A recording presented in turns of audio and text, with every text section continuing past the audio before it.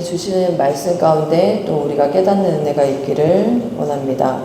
다윗의 인구조사는 하나님께 범죄가 되었습니다. 하나님의 주권을 무시한 채 제대로 한눈을 판 그러한 사건이 되었는데요. 이제 그에게 징벌은 피할 길이 없습니다. 죄 다음은 징벌. 그런데 9절 말씀을 우리가 다시 한번 읽어보겠습니다. 9절 말씀입니다. 여호와께서 다윗의 선견자 갓에게 말씀하여 이르시되. 하나님께서는 선견자 갓을 보내 말씀하십니다. 오늘 이 말씀을 반복해서 읽던 중에 본문의 시작인 9절 말씀을 읽으면서 하나님께 감사하게 되었습니다. 앞서 말했듯이 죄 다음은 징벌입니다. 그런데 그 징벌의 내용을 보기 이전에 하나님께서 여전히 다윗에게 말씀하시며 다가오셨다는 사실 때문이었습니다. 선견자는 하나님의 뜻을 전하는 사람입니다. 하나님께서는 죄를 범한 다윗을 외면하지 않으시고 그대로 내버리지 않으시고 말씀하시며 다가오셨습니다. 이 말씀을 읽으면서 죄를 지어 나무 사이에 숨었던 아담과 하와에게 찾아와 아담아 내가 어디 있느냐 말씀하셨던 하나님이 생각났습니다. 하나님께서는 그렇게 죄악 중에 있던 우리를 향해 다가와 말씀하십니다. 그때 우리가 그분 앞에 어떻게 해야 할지를 오늘 말씀에서 찾고자 합니다. 12절은 다윗이 하나님으로부터 받을 징벌의 내용이 기록되어 있습니다. 크게는 3가지 중에서 하나를 선택하게 되어 있는 것인데요. 중요한 것은 하나는 반드시 받게 될 것이라는 사실입니다. 12절 말씀도 함께 읽겠습니다. 혹 3년 기근이든지 혹 내가 석 달을 적군에게 패하여 적군의 칼에 쫓길 일이든지 혹 여호와의 칼 곧 전염병이 사흘 동안 이 땅에 유행하며 여호와의 천사가 이스라엘 온 지경을 하셨나니 내가 무슨 말로 나를 보내신 이에게 대답할지를 결정하소서 하니. 다윗에게 결정하도록 하시는데 이것은 주도권을 다윗에게 주셨다는 것이 아닙니다. 그가 지은 죄의 무게가 얼마나 무거웠는지를, 그 무거움을, 그리고 더불어 다윗 편에서는 해결 방안이 없다는 것을 나타내는 그러한 표현입니다. 결정하기가 참 쉽지 않습니다. 이 3가지 중에 어느 하나도 가벼운 것이 없습니다. 이어지는 그런데 다윗의 대답인 13절을 우리가 또 함께 보겠습니다. 13절 말씀을 읽겠습니다. 다윗이 갓에게 이르되 내가 공경에 빠졌도다. 여호와께서는 국률이 심히 크시니 내가 그의 손에 빠지고 사람의 손에 빠지지 아니하기를 원하나이다 하는지라.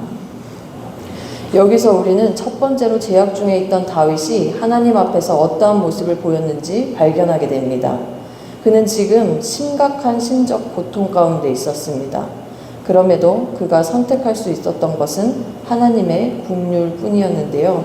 13절 이 말씀을 우리말 성경으로도 제가 한번 읽어보겠습니다. 다윗이 갓에게 말했습니다. 나는 너무나 고통스럽다. 그분의 국률하심이 아주 크시기 때문에 나는 여호와의 손에 쓰러지는 것을 선택하겠다. 나는 사람의 손에 쓰러지는 것을 선택하지 않을 것이다. 비록 사탄의 충동에 의해 제약 중에 있던 그였지만 하나님의 국률을 바라보고 그분을 향해 서기를 다시금 선택합니다. 다윗이 징벌을 피할 수는 없지만 이미 징벌 속에서도 하나님께서는 그가 돌이킬 기회를 주셨던 것이죠. 그리고 다윗은 그 마음을 향하여 서기를 다시 한번 결단했습니다. 하나님의 그 마음은 또한 15절에 명확하게 나타나고 있습니다. 제가 읽어보겠습니다. 하나님이 예루살렘을 멸하러 천사를 보내셨더니 천사가 멸하려 할 때에 여호와께서 보시고 이 재앙 내림을 뉘우치사 멸하는 천사에게 이르시되 족하다. 이제는 내 손을 거두라 하시니. 이 부분을 우리말 성경으로도 읽겠습니다. 하나님께서 예루살렘을 멸망시키기 위해 천사를 보내셨습니다. 그러나 천사가 멸망시키려 하자 여호와께서 그 비참한 광경을 보고 그 재난을 슬퍼하시며 돌이켜 멸망시키고 있는 천사에게 말씀하셨습니다. 이제 됐다. 내 손을 거두어라. 사실 이것이 14절에서는 확실히 하나님의 징벌이 진행 중이었음을 우리는 보게 됩니다.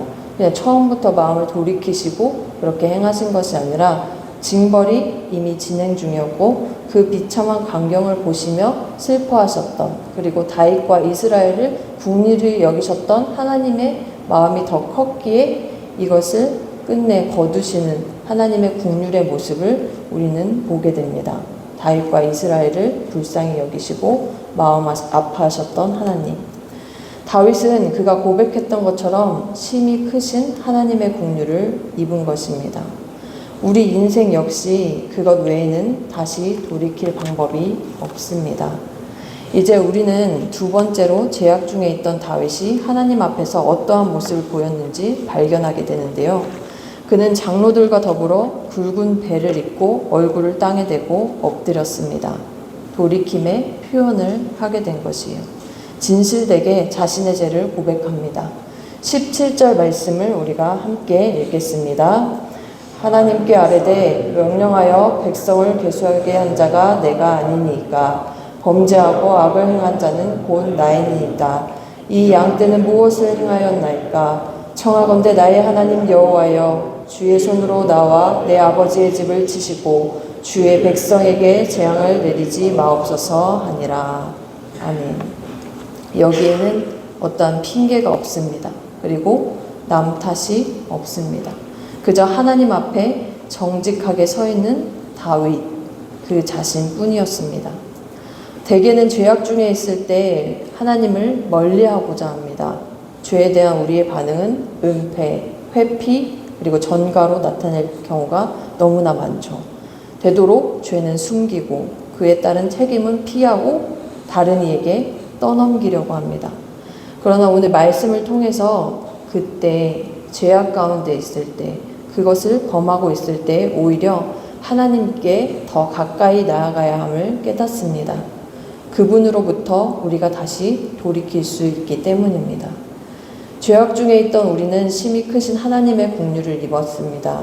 하나님이 우리를 얼마나 사랑하시는지를 보여주는 이 증거로 예수 그리스도를 보내주셨습니다. 죽음의 징벌이 우리에게 놓여 있었지만 이제는 예수 그리스도를 통해 생명의 길을 걷습니다. 우리를 살리시고자 했던 그 절실한 마음은 하나님의 긍휼로 이루어진 우리를 향한 유일한 돌이킴의 기회입니다. 오늘도 우리는 그 하나님의 긍휼로 살아가야 할 것입니다. 날마다 하나님의 긍휼을 바라보고 그분을 향해 서기를 선택해야 할 것입니다. 또한 그분 앞에 진실되게 우리의 제약된 모습이 있다면 그것을 보고 고백해야 할 것입니다. 그동안 죄에 대한 우리의 반응을 돌아보고 하나님 앞에 바로 서기를 오늘 한날 축복합니다. 오늘 하루를 살아가면서 하나님의 긍휼에 깊이 잠기는 우리 모두 되기를 소망합니다. 그래서 다윗과 같이 하나님의 긍휼은 크십니다. 그 크신 하나님의 긍휼로 내가 서 있습니다. 그리고 내가 나아갑니다. 이러한 믿음의 고백으로 우리를 여전히 긍휼히 여기시며 다가오시는 하나님의 그 마음 가운데 더욱 가까이 닿기를 기도합니다. 오늘 이 들은 말씀을 기억하면서 하나님의 긍휼을 다시 한번 구하며 나아가는 우리 모두 되길 소망합니다.